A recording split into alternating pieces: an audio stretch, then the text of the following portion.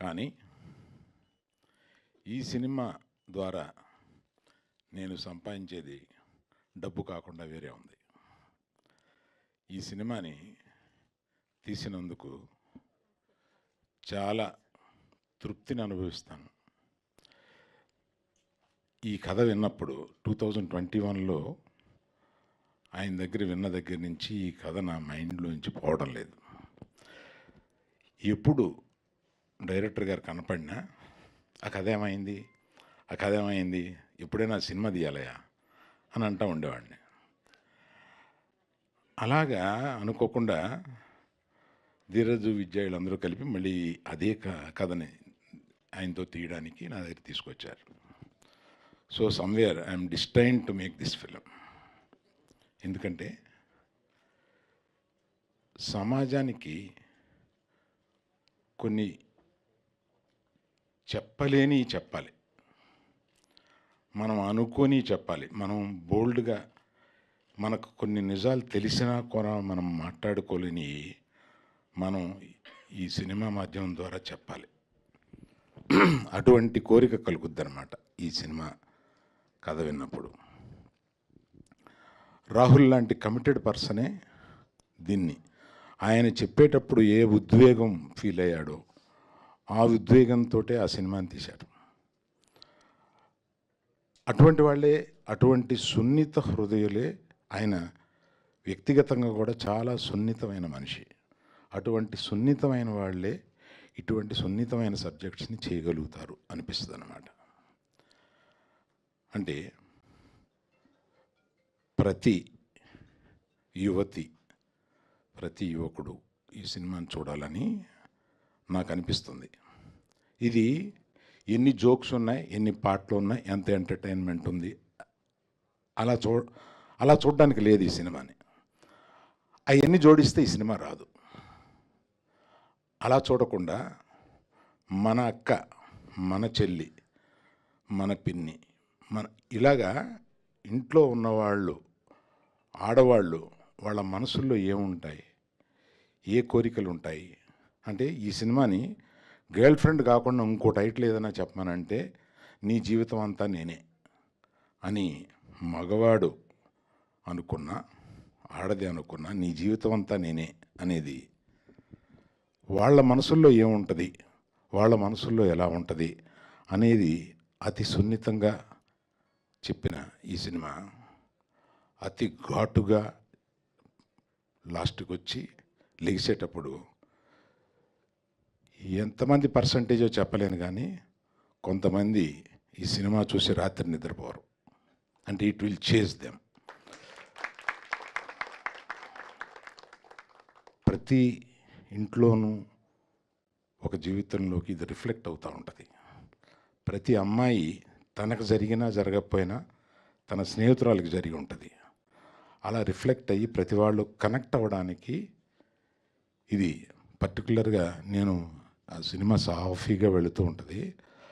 Last వచ్చేటప్పటికి last half an hour అమ్మ అని అనిపించి మీరందరూ ఈ సినిమాలో చెప్పిన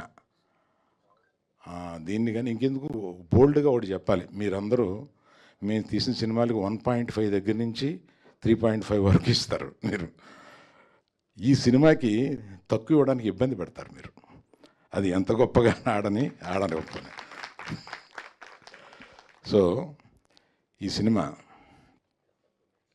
అటువంటి తృప్తికరమైన సినిమా. ఎంత డబ్బు అని కాకుండా ఇటువంటి సినిమా తీయగలిగాము అన్న ఒక సాటిస్ఫాక్షన్ ఉంటుంది. రష్మిక ఆ అమ్మాయి అంటే జీవించేసింది అనమాట ఆ క్యారెక్టర్లో. అంటే అమ్మాయి గ్రేట్ ఆర్టిస్ట్ ఎలా అంటే పలుకుద్ది. అటువంటిది ఆ అమ్మాయి she lived in to it. మిగతా వాళ్ళందరూ మాట్లాడారు. సక్సెస్ మీట్లో కూడా మళ్ళీ రష్మిక అప్పుడు ఉంటుంది కనుక రష్మిక ఉన్నప్పుడు చెప్తాను. మన కంప్యూర్ ఫస్ట్ రషెస్ చూసి నేను కింద పడిపోయాను. ఈ కుర్రాడు ఎవరా, కొత్త కుర్రాడు. నేను ఆ సినిమాలో వచ్చాడు, అంతకుముందు సినిమా ఏంటది నానితో చేసింది దసరాలో వచ్చాడు. జస్ట్ గుర్తుపెట్టుకున్నాను, కానీ ఈ సినిమాలో పెర్ఫార్మెన్స్ చూసేటప్పటికి is going to stay here, let me encourage this kind of persons అని నెక్స్ట్ నేను ఆయన కలిసినప్పుడు ఒక చెక్ తీసుకుని వెళ్ళి you are doing one of my films brother అని నేను it gave him so much of confidence. ఇవన్నీ నేను అనుకోలే. ఇతను he is one actor who is going to stay here for long, is so talented. అసలు ఏది అంటే ఏ సీన్ తీసుకున్నా దీనికన్నా ఇతను కొంచెం బెటర్గా చేసి ఉండొచ్చు అన్నది లేదు, అట్లా చేశాడు. ఆ క్యారెక్టర్లో అట్లా జీవించి చేశాడు. Wish you a great future brother, great future. Hey Shyam garu sir, మీ హృదయంలో సాంగ్స్ అన్నిసార్లు విన్నాను. ఫస్ట్ మీరు ఎవరో నాకు తెలియదు, ఈ సినిమాలో ఉంటారో లేదో తెలియదు, కాబట్టి ఆ హృదయంలో సాంగ్స్ మట్టుకు అన్నిసార్లు విన్నానండి. You are an extraordinary talented musician. Thank you. అట్లాగే మన విహారీ గారు, thank you sir, you done a great job. Thank you. Like that అసలు నువ్వు చించేసావా నువ్వే నాకు నువ్వు ఎంత ఎమోషనల్గా మేల్స్ ఎంత కనెక్ట్ అవుతారు అనేది నాకు ఒక చిన్న ఇది ఉంది.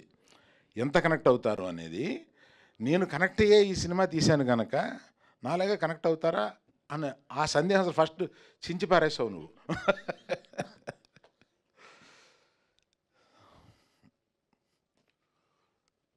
So rest of all the technicians and all the particularly the media team who have worked for this film, and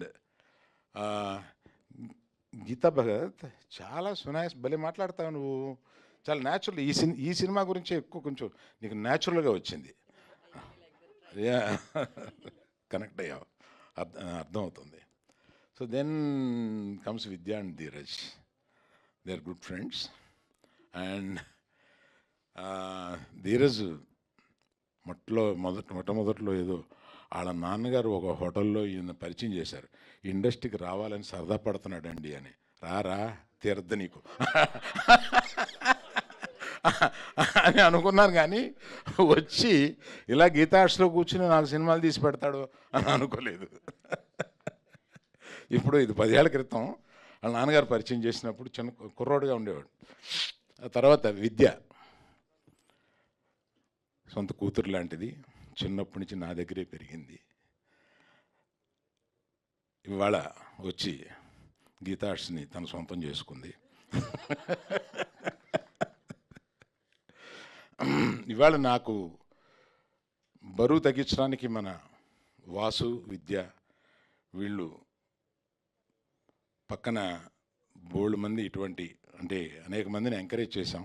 Dheeraj లాంటి వాళ్ళు, ఎస్కేఎన్ లాంటి వాళ్ళు, వీళ్ళందరూ సినిమాలు తీస్తూ గీతార్ట్స్ని పచ్చగా ఉంచుతున్నారు.